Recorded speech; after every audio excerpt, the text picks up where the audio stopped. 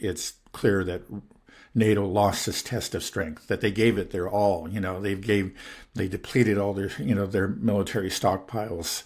They handed over hundreds of billions of dollars worth of equipment, and yet they were defeated by Russia really quite directly. So it would be a huge, huge blow to U.S. prestige, NATO's prestige. It could be. But what does that really mean? I mean, okay, I understand. It's more than just our ego, though, right? What a defeat when we lose. You said before, like, Western hegemony is on the line. So does this mean when we lose the war that there's going to be like not necessarily regime changes? Because usually when there's some type of conflict, we have a winner and a loser, then you have a huge change in the side that loses. But because it's a proxy war, right? What does it really mean? Like we'll continue having our elections, we'll continue doing whatever it is we do, we will have less global influence. Like, can you talk about what's really at stake for the West when we lose this war? I mean, prestige, image, credibility really do matter. It's actually like the prestige of the U.S. It's the perceived military might of the U.S. and NATO affects the way other countries behave with respect to us. With respect to NATO, with respect to the U.S. And if there's this assumption, I think it was quite evident, it still exists very much so, but prior to the onset of hostilities in Ukraine, prior to the SMO, there was this perception of let's say, NATO invincibility. It was often just referred to as the most powerful alliance in the military alliance in the history of the world. And that, of course, extended largely to the U.S. because when you're talking about NATO, you're largely talking about the U.S. And that, that affects the way other countries relate to the U.S. Mm-hmm. So when they're thinking of, making, if they're going to, again, if the U.S. is going to make threats, it used to be that, against a country, threaten sanctions or whatever, that country would just hop to attention and, do what the U.S. said. Again, there's this perception of U.S. Strength. The U.S. is still strong, but now we see it's not as strong as it used to be. So it's just that the U.S., I think, as a result of what's happened already, in particular the failure of the sanctions war. But I think this it will be even more true, when the Russians defeat Ukraine. NATO supported Ukraine. It'll be even more true at that point. It's just that the U.S. will not be seen as almighty anymore, and other countries will be more willing to ignore the U.S. and to develop relations with adversaries of the U.S. Is that a bad thing for America? Like because it seems like people should maybe ignore us, the things that we're making people do and causing all these conflicts around the world. We see what's happening in the Middle East. Does it really will it affect the Americans here, just day to day most Americans don't care about these foreign conflicts. They don't want to be involved in these foreign conflicts. So maybe it's a good thing that we just withdraw our military bases and come back home and take care of America. It would be. Could it be a good thing, or is it? It could be a good thing. Yeah, it could be a good thing. Of course, if we did it gracefully, it would be a very good thing.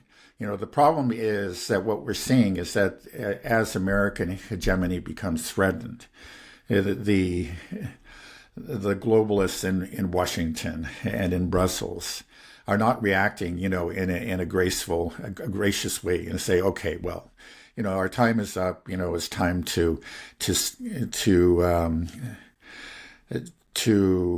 acknowledge the rise of other powers and to live as one among many powers in a multipolar world.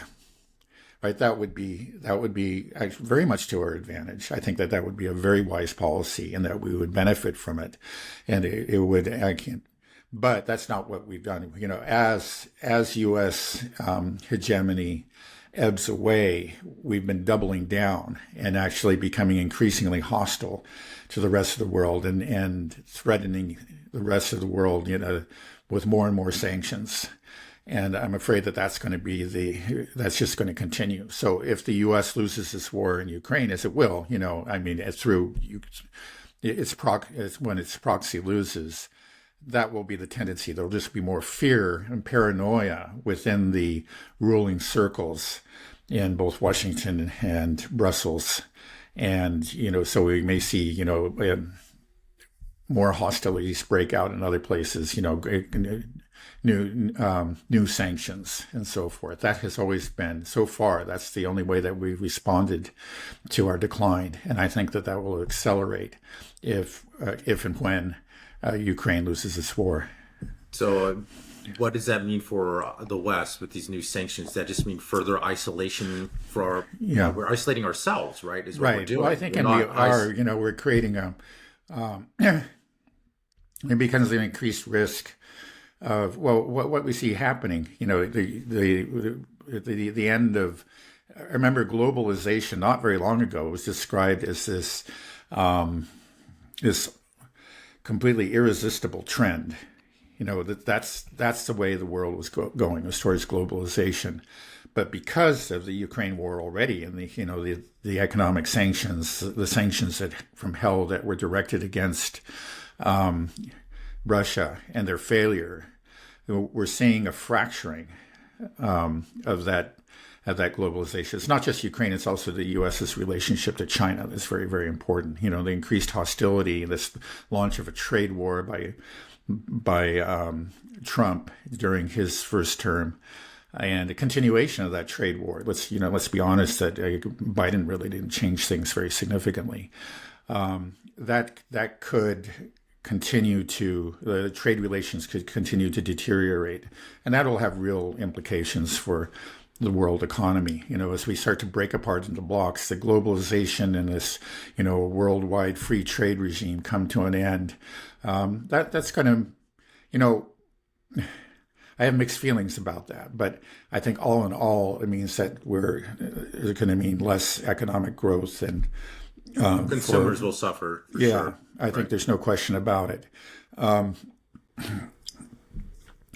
So that's one thing. And then the other thing that we've talked about, of course, many times is just the status of the U.S. dollar. That again, this fracturing of a global economy that has really been in good part caused by the U.S.'s weaponization of the dollar. Is risking, is putting the U.S. dollar's status at risk, its status as the global reserve currency. And we've talked about how that can have serious implications. We've been able to finance these huge, or cover these huge trade deficits and finance these huge debts in large part because of the status of the U.S. dollar as a global reserve currency, but by our actions, and I think again another blow to U.S. prestige is they're going to put the dollar further at risk, and again that could have huge economic and fiscal implications for the U.S. It's something that the everyday U.S. voter who doesn't really pay attention much to what's going on overseas, what's happening overseas will come back to haunt us. Right. Well, it's very frustrating because everything you're saying, these are all self-inflicted wounds. Like I said, we have the ability, if we want to, gracefully accept the new multipolar world, which would benefit us and the whole world. We'd see a lot more peace and prosperity. We wouldn't have these endless wars. It sounds like a great thing to be part of, but you seem convinced that we will double down because we are the Western leaders. For them, preserving Western hegemony is all important. Yeah, it seems like I just don't see any exceptions to that within the within the establishment. So I just don't see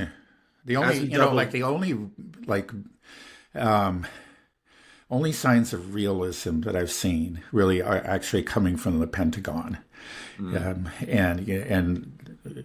we've talked about this. There was that effort, which is still ongoing, to lift restrictions on long-range missiles for strikes into pre-2014 Russia, right?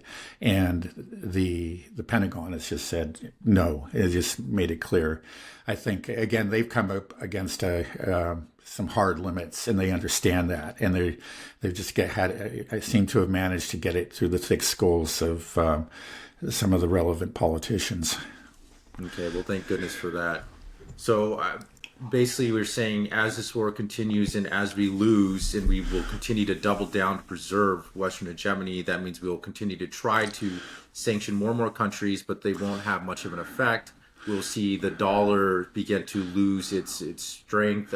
We won't be able to boss and bully people around in terms of dictating policies because we don't have the military might to back it up or the economic sanctions to back it up anymore, which will lead to just the U.S. becoming more and more isolated, more and more hated, and we'll just have us and our European vassals. It's almost like, for me, it sounds almost like we've become the new Soviet Union, and we are putting our own iron curtain around us, around Japan, Korea, Australia, Western Europe, U.S., Canada. Like, this is us, and we will stay here. We will control the information sphere, and we will preserve our hegemony, even if it's just through this one sphere. And don't talk to Russia or China or Brazil or Africa or wherever.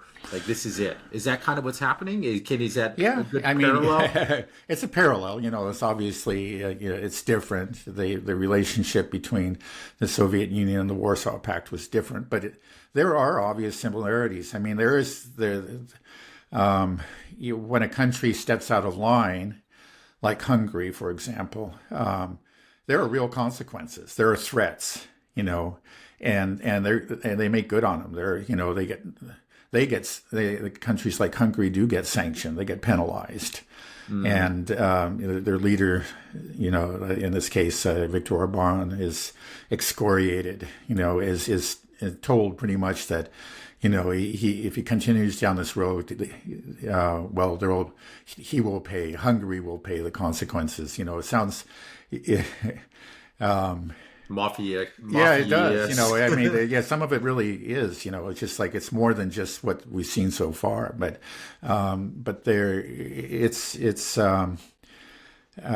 it's not. The consequences are real. The hegemony is real. It's not such a soft hegemony. Before, the U.S. used to rely on its tremendous soft power.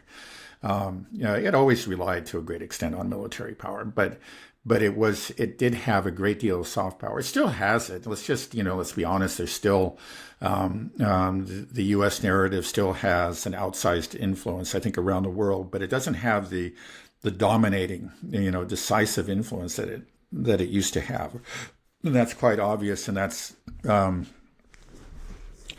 I think even within Europe, again, there are large minorities in these different countries, and are approaching a majority of people who don't go along with the Ukraine war narrative, and that's very worrisome for the establishment in Europe and in the U.S. But it's even more true, of course, when you get in the global South.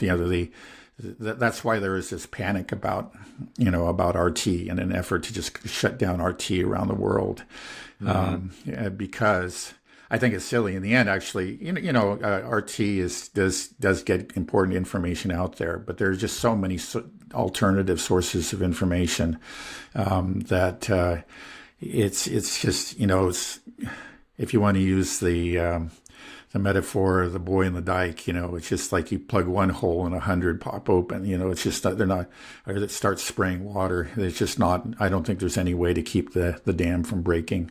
You could say the dam is already broken. Right.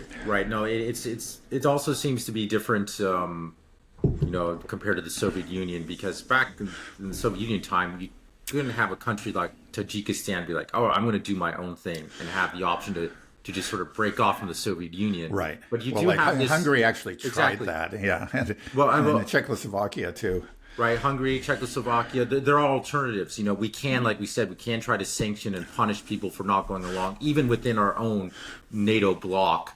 But even then, there are alternatives for these people. They could be like, well, I'm going to continue to trade with Russia and China and maintain healthy relations with them. I don't like what you guys are doing. Right. Turkey We'll is, see if is they can applying do it. for I mean, BRICS. it is an open question.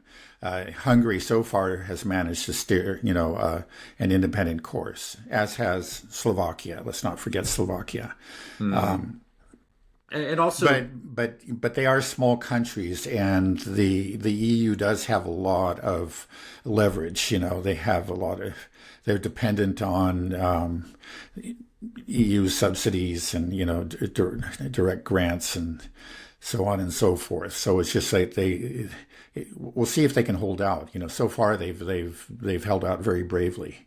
right. So it's a very important question. Let's see, and then of course we have these rising movements in places like Germany and France that are opposed to the establishment.